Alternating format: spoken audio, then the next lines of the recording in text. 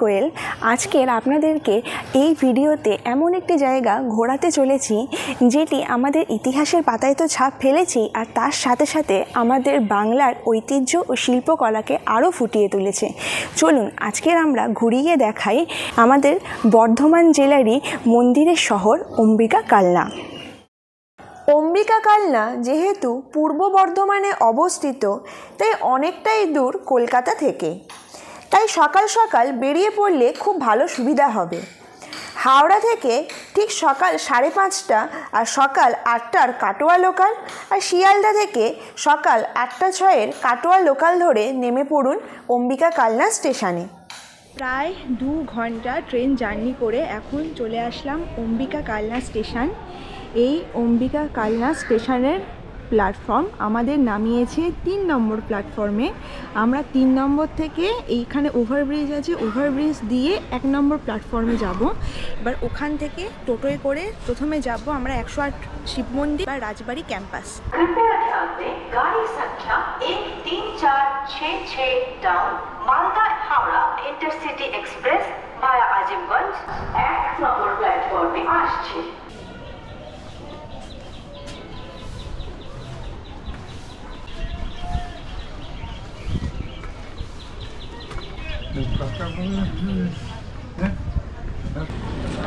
এই 1 নম্বর প্ল্যাটফর্মে বাইরে বেরোলাম। এবার এখানে সামনে টোটো স্ট্যান্ড আছে, ওখান থেকে এবার টোটোটা ধরবো।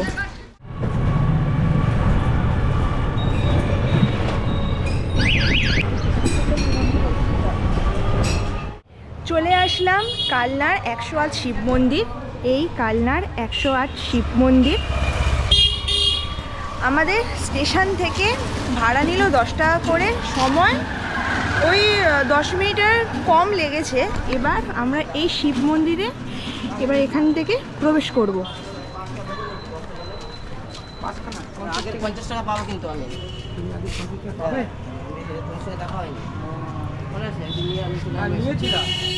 মন্দিরের এইখান থেকে জুতো খুলে প্রবেশ করলাম। আর এই 108 শিব মন্দির 2 ভাগে বিভক্ত। এটা দেখতে পাচ্ছেন, এটা হচ্ছে বাইরের বৃত্ত, আর ভেতরের বৃত্ত হচ্ছে এইটা। বাইরের বৃত্তে মোট 74টা শিব মন্দির আছে, আর ভিতরের বৃত্তে মোট 34খানা শিব মন্দির আছে।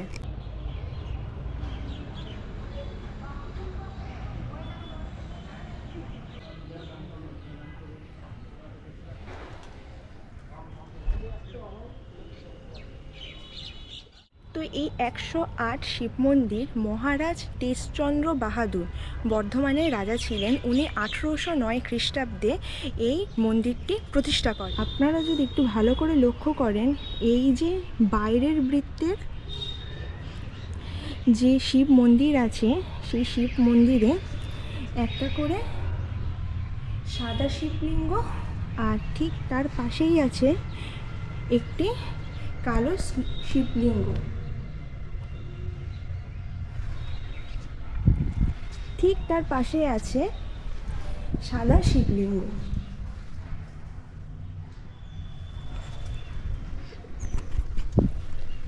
তার মানে এই যে আমরা বাইরের বৃত্তটা প্রদক্ষিণ করছি, এই বাইরের বৃত্তে একটি করে সাদা শিবলিঙ্গ আর একটি করে কালো শিবলিঙ্গ আছে।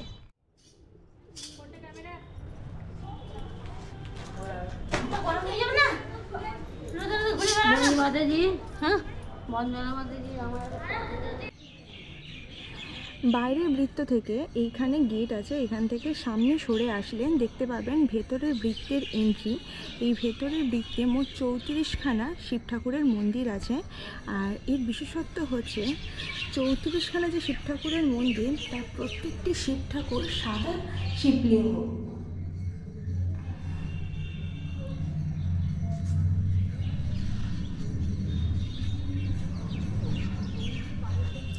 জয় বাবা মহেশ্বর জয়।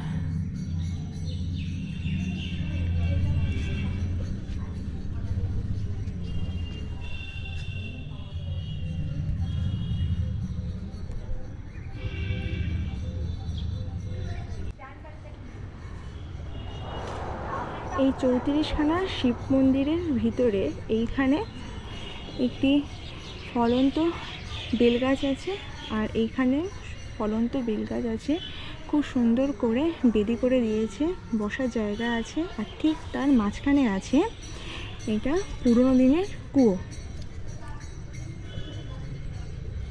তো মহারাজের মাথায় এই 108 শিব মন্দির প্রতিষ্ঠার ভাবনা কোথা থেকে এলো? লোকমুখে প্রচারিত আছে রুদ্রাক্ষের মালায় যে 108খানা রুদ্রাক্ষ থাকে, সেইখান থেকেই এই 108 শিব মন্দির তৈরি করার ভাবনা। তো এই 108 শিব মন্দির যদি আপনারা ওপর থেকে দেখেন, আমি ফটো স্ক্রিনে দেখিয়ে দেব, খুব সুন্দর দেখতে লাগে। তা আমরা শিব মন্দির দেখলাম, এখান থেকে আমরা বেরোবো। শিব মন্দিরের ঠিক উল্টো দিকে আছে রাজবাড়ি ক্যাম্পাস, ওইখানে এবার বাকি মন্দিরগুলো আমরা দর্শন করব। চলে আসলাম আমরা রাজবাড়ি ক্যাম্পাসের মধ্যে। এই রাজবাড়ি ক্যাম্পাসের মধ্যে অনেক ছোট ছোট মন্দির আছে, এবার এই মন্দিরটা ঘুরিয়ে দেখাবো। তার আগে পুরো রাজবাড়ি ক্যাম্পাসটা আপনাদের দেখিয়ে দিই।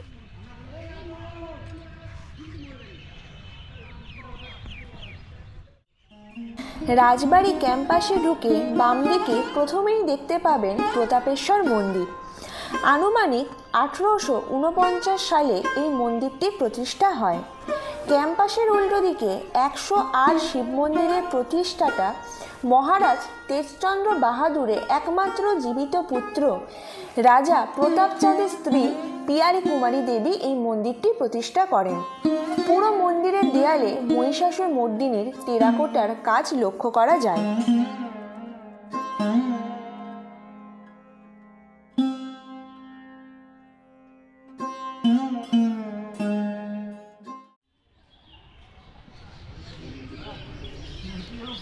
প্রতাপেশ্বর মন্দির থেকে বাঁদিকে আসলে দেখতে পাবেন রাস মঞ্চ।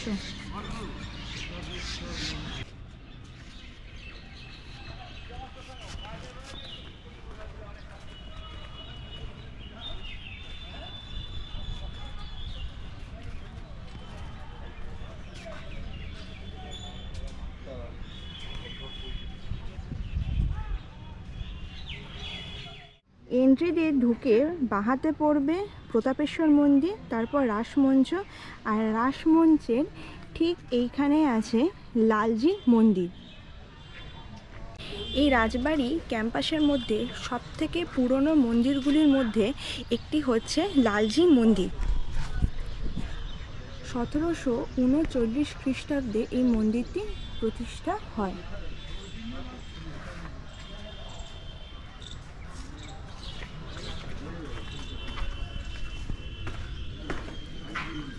মন্দিরে ঢুকে এইখানে একটি পালকি আছে।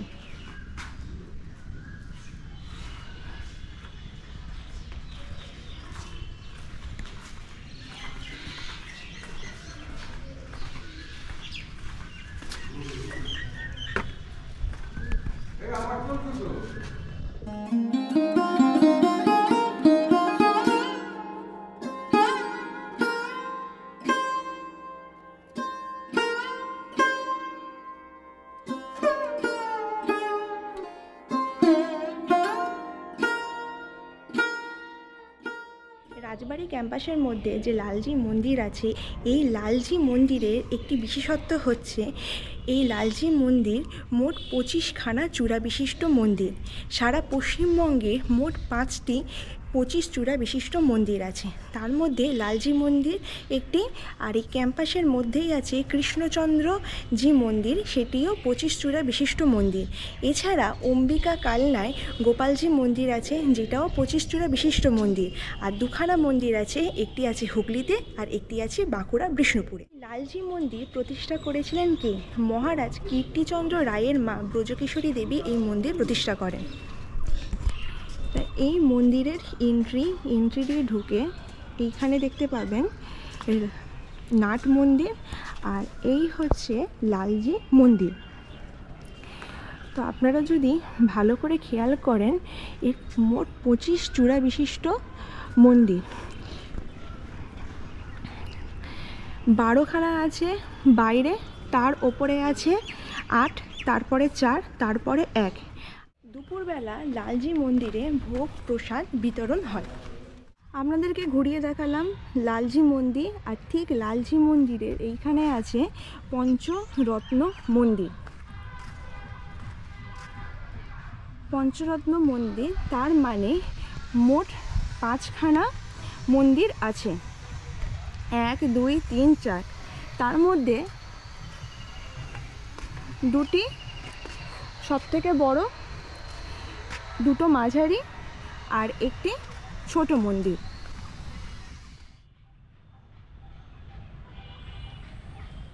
এই পঞ্চরত্ন মন্দির, এই পঞ্চরত্ন মন্দিরের ঠিক পাশে আছে রূপেশ্বর মন্দির।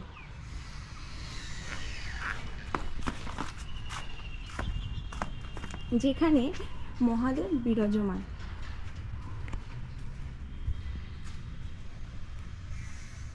বাংলার যে মোট 5খানা 25 চূড়া বিশিষ্ট মন্দির আছে, তার মধ্যে 2টো আছে এই রাজবাড়ি ক্যাম্পাসের মধ্যে। তার মধ্যে একটি দেখালাম লালজি মন্দির, আরেকটি আছে কৃষ্ণচন্দ্র মন্দির। ঠিক পিছনে লালজি মন্দির, ওই পারে দেখালাম রূপেশ্বর মন্দির, এটা পঞ্চরত্ন মন্দির। আর ঠিক তার সামনে আছে কৃষ্ণচন্দ্র মন্দির। লালজি মন্দির প্রতিষ্ঠার ঠিক 12 বছর পরে এই কৃষ্ণচন্দ্র মন্দিরটা স্থাপন হয়, আর কৃষ্ণচন্দ্র মন্দির প্রতিষ্ঠার ঠিক 15 বছর পরে গোপালজি মন্দিরটা স্থাপন হয়। এখন আপনাদেরকে ঘুরিয়ে দেখাবো কৃষ্ণচন্দ্র মন্দির।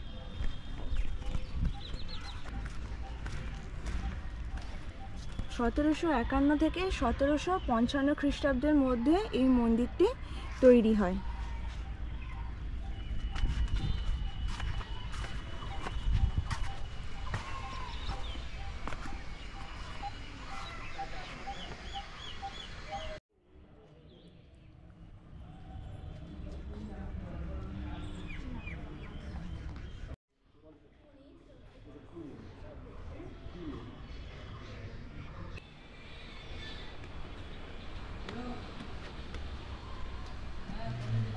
টেরাকোটার কাজ কতটা সুন্দর!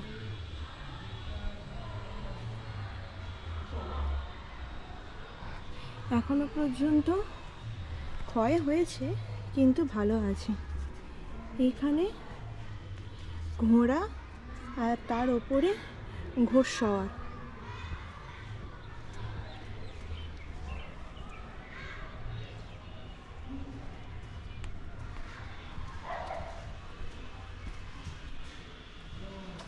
এটা মন্দিরের ভিতরে। এইখানে আরাধ্য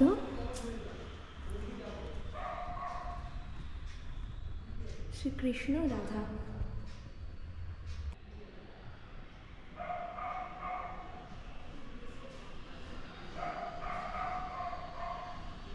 কৃষ্ণচন্দ্রজি মন্দির তৈরি করলেন কে? বর্ধমানের রাজা ত্রিলোকচাঁদের মা লক্ষ্মী কুমারী দেবী এই মন্দিরটি প্রতিষ্ঠা করেন। আর এই কৃষ্ণচন্দ্রজি মন্দির থেকে বেরিয়ে বাঁদিকে প্রবেশ করলে দেখতে পাবেন বিজয় বৈদ্যনাথ মন্দির।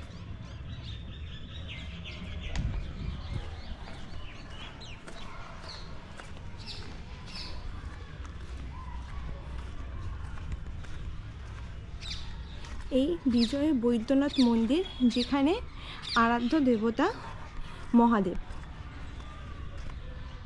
আজকের আপনাদেরকে এই রাজবাড়ি ক্যাম্পাসের মধ্যে বা অম্বিকা কালনায় যে যে মন্দিরগুলো দর্শন করালাম, প্রত্যেকটা মন্দিরই আটচালা আর টেরাকোটা দিয়ে নির্মিত। চলুন এবার অম্বিকা কালনার ঐতিহাসিক গুরুত্বটা আপনাদেরকে জানিয়ে দিই। আলেকজান্ডার ক্যানিংহোম, যিনি আর্কিওলজিক্যাল সার্ভে অফ ইন্ডিয়ার প্রতিষ্ঠাতা, তার মতে 7ম শতকে তাম্রলিপ্ত রাজ্যের সীমান্তবর্তী শহর হচ্ছে এই অম্বিকা কালনা।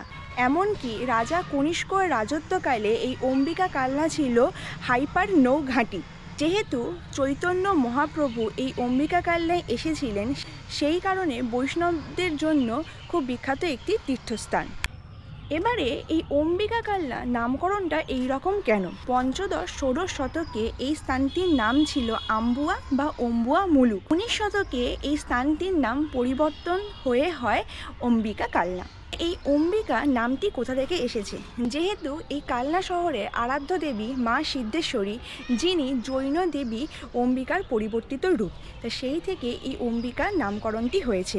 আবার কেউ কেউ বলেন দেবী অম্বিকা, অর্থাৎ দেবী কালীরই একটি রূপ হচ্ছে অম্বিকা। সেই অম্বিকা থেকে এই অম্বিকা কাল্লা নামকরণটি হয়। রাজবাড়ি ক্যাম্পাস থেকে বেরিয়ে আমরা একটা টোটোয় করে যাচ্ছি এখন সিদ্ধেশ্বরী কালীবাড়ি। সিদ্ধেশ্বরী কালীবাড়িতে আরাধ্য দেবী মা সিদ্ধেশ্বরী, এই যার নাম কারণেই এই অম্বিকা কাল্লা নামটা হয়েছে।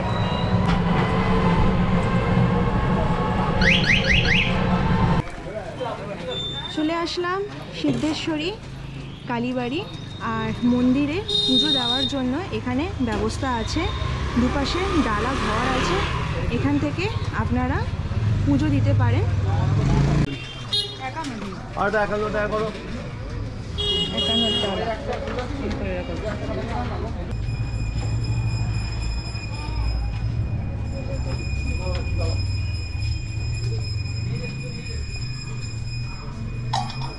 বাবা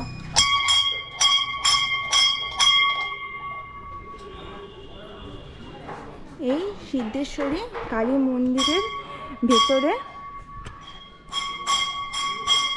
এই মা কালীর মন্দির, যেটাও আটচালা নির্মিত। আর এই পাশে আছে মহাদেবের মন্দির।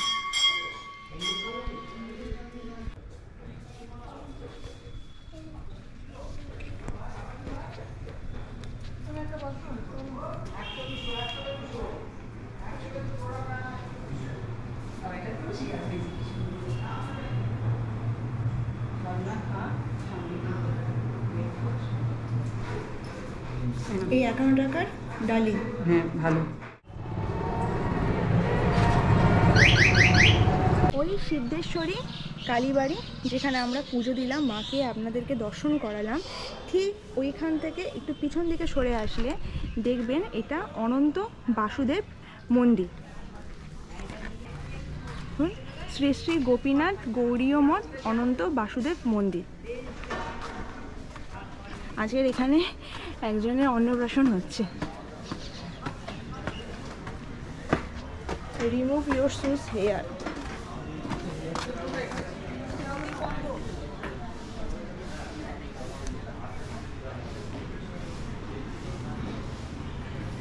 এই অনন্ত বাসুদেব মন্দির। তো আমরা এই যে অনন্ত বাসুদেব শ্রী মন্দির আছে, এই মন্দিরটা দেখতে পেলাম, কিন্তু আরাধ্য দেবতাকে দেখতে পেলাম না, কারণ 12:30টার সময় মন্দির বন্ধ হয়ে যায়।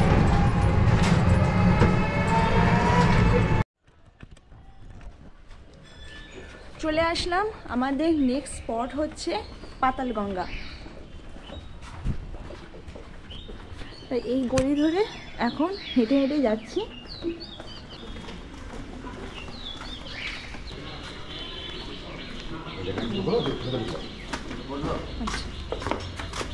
গঙ্গা মনে করলো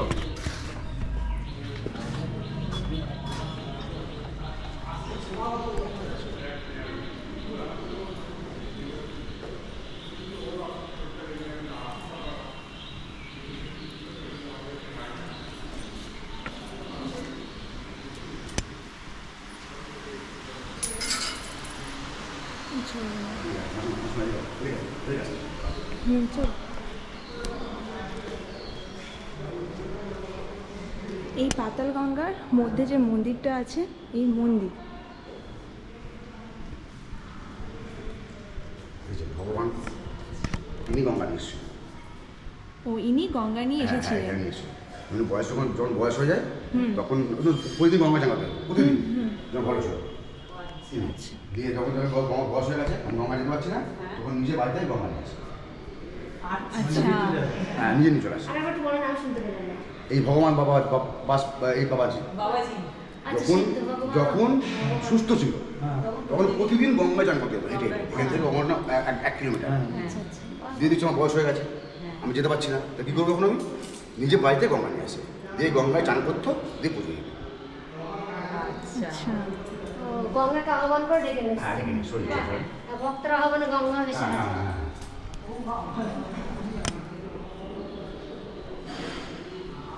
আচ্ছা এই পাতালগঙ্গা, গঙ্গার জল হ্যাঁ মানে এখন হয়তো জোয়ার ভাটা, জোয়ার ভাটা, এটাও জোয়ার ভাটা হয়। আচ্ছা হ্যাঁ এই উপর চলে আসবে, বর্ষাকালে জল চলে এখানে। বর্ষাকালে এইখানে চলছে? এইখানে চলে এসছে জল, এত উপরে? হ্যাঁ এত উপরে। আর গঙ্গা জল যদি বাড়ে এটাও বাড়বে, আচ্ছা। গঙ্গা জল কমবে এটাও কমবে, ওই জন্য পাতাল গঙ্গা।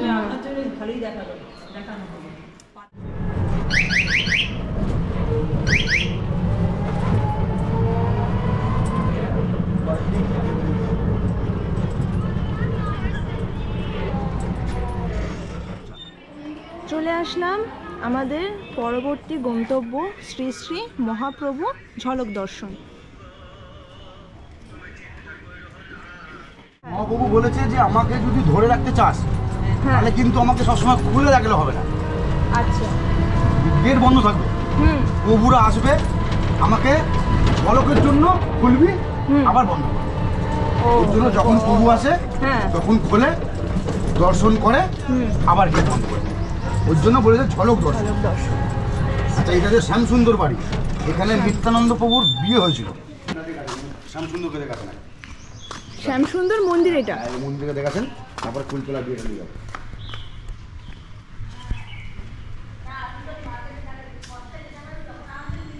শ্যামসুন্দর মন্দির।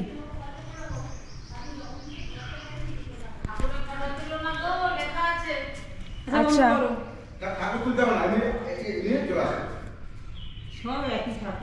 শ্যাম সুন্দর মন্দির, যেখানে নিতাই চাঁদের বিবাহ হয়েছিল। শ্রী শ্রী নিত্যানন্দ প্রভুর সহিত বসুদা ও জাহ্নবার বিবাহ স্থান। এই হচ্ছে শিল। হিন্দু ধর্মে হ্যাঁ, বাঙালি মতে এই তো বিবাহ স্থানে লেখা আছে। বাঙালি মতে যে শিল লাগে সেই শিল, মানে বাঙালি হিন্দু মতে যে শিল লাগে, কুলতলা। চলে আসলাম তেঁতুলতলা মন্দির।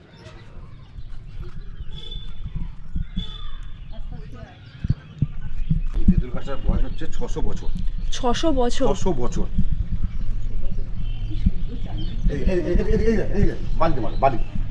আর এটা মহাপ্রভুর পদচিহ্ন।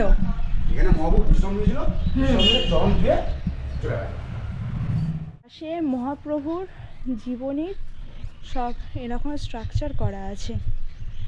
গৌরীদাস পণ্ডিতকে বৈঠা দান, চম্পক ফুলের মালা প্রদান। আর এই 600 বছরের তেঁতুল গাছ, আর পুরোটাই এরকম মহাপ্রভুর জীবনী বা মহাপ্রভুর যে লীলা আছে সেই লীলাগুলো খুব সুন্দর করে পেন্টিং করা আছে, মানে স্ট্রাকচারের ওপরে এরকমভাবে পেন্টিং করা আছে। আপনাদেরকে দেখালাম সেই সব মন্দির ছাড়াও আরও দুখানা মন্দির আছে, একটা ভবা পাগলা আর আরেকটি গোপালজি মন্দির। তা আপনারা যদি স্টেশন টু স্টেশন, মানে অম্বিকা কালনা স্টেশন থেকে অম্বিকা কালনা স্টেশন বা অম্বিকা কালনা স্টেশন থেকে কালনার ফেরিঘাট, যেহেতু আমাদের বাড়ি অনেকটাই দূরে সেই কারণে আমরা শান্তিপুর হয়ে যাব, তাতেও এই যে পুরো যে প্যাকেজটা আছে এই প্যাকেজটা আপনারা নিতে পারেন। তাতে টোটোতে চার্জ হয় 500 টাকা 5 জনের জন্য। তা আমরা যেহেতু পুরোটা ঘুরিনি, ওই সিদ্ধেশ্বরী কালী মন্দির থেকে বাকি যা যা কিছু আছে সেইগুলো ঘুরেছি, সেই কারণে আমাদের চার্জ পড়েছে 200 টাকা। আর টোটো কাকুর নাম্বার আমি ডেসক্রিপশন বক্সে অ্যাড করে দেবো বা স্ক্রিনেও আপনারা পেয়ে যাবেন। এই কালনার ফেরিঘাট, আমরা কালনার ফেরিঘাট থেকে পার হয়ে যাব ওই পারে, মানে গঙ্গা, এই গঙ্গার ওই পারে আমরা যাব। এবার ওইখান থেকে আমরা গিয়ে পৌঁছাবো শান্তিপুর স্টেশন, কারণ আমরা ফিরছি শান্তিপুর থেকে শিয়ালদা।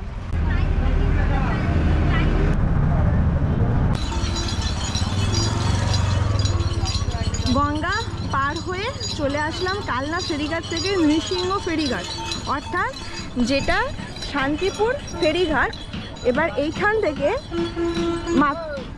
থেকে আমরা এই অটো আছে, অটো, টোটো বা বাস, এই তিনটের মধ্যে যে কোনো একটা ধরা যায়, ধরে আর যাব আমরা শান্তিপুর স্টেশন।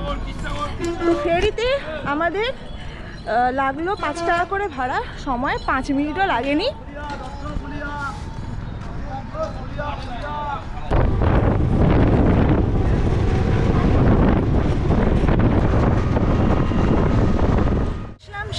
স্টেশনে, ওদিকে নৃসিংহঘাট থেকে শান্তিপুর স্টেশন আসতে সময় লাগলো মাত্র 20 মিনিট, ভাড়া 20 টাকা করে।